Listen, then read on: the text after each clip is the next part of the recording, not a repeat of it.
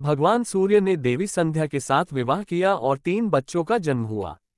वैश्यस, मनु, यम मृत्यु के भगवान और यमुना। हालांकि संध्या सूर्य के लिए एक पवित्र पत्नी थी, लेकिन वह सूर्य की चमकदार प्रतिभा और गर्मी को सहन नहीं कर सकी।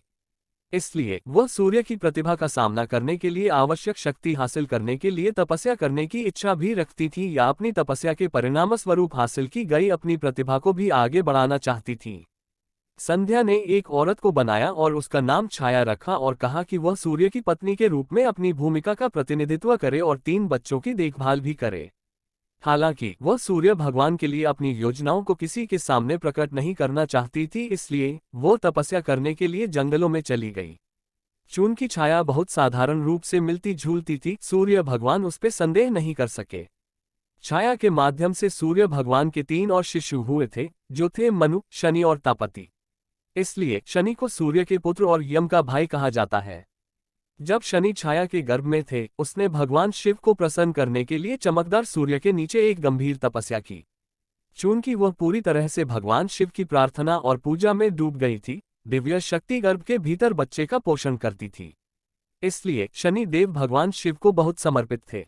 इसके अलावा जब छाया ने इतनी देर तक धधकते सूरज के नीचे तपस्या की थी, तो शनि गर्भ के अंदर काले रंग के हो गए थे। जैसे ही शनि देव जन्म हुआ, सूर्य भगवान ने उनके रंग को देखकर तुच्छ जाना और इस बात पर संदेह किया कि क्या शनि का जन्म उनके पास हुआ था। नाराज हुए शनि देव ने जब अपने पिता पर नाराज नजर डाली तो शनि देव की शक्ति के कारण सूर्य भी काले रंग में झुलस गए थे। बाद में सूर्य ने अपनी गलती के लिए पश्चाताप किया और भगवान शिव की पूजा की, जिन्होंने उन्हें बताया कि क्यों शनि इतने काले थे। इस बात के पीछे सच्चाई को जानने के बाद सूर्य भगवान अपने पुत्र शनि देव के साथ खुश थे और वे एक दूसरे को बेहतर समझने लगे। शनि देव भगवान शिव के एक प्रेरक शिष्य बन गए और सभी ज्ञान उनसे सीख गए। शिव शनि देव की भक्ति और ईमानदारी से बहुत प्रसन्न थे, इसलिए उन्होंने उन्हें पृथ्वी पर पैदा हुए जीवन पर उन्हें महत्वपूर्ण ग्रह का स्थान दिया। उन्हें लोगों द्वारा किए गए कर्मों के प्रभावों को वितरित करने की जिम्मेदारी दी गई थी। शनि देव बेहद उदार भगवान हैं, हालांकि कई लोग उन्हें क्रूर रूप में देखते हैं। वह अपने भाई यम मृत्यु के देवता की तरह इतने न्यायप्रिय है, इसीलिए वह लोगों द्वारा किए गए कार्यों के अनुरूप सही प्रकार के परिणाम प्रदान करते हैं।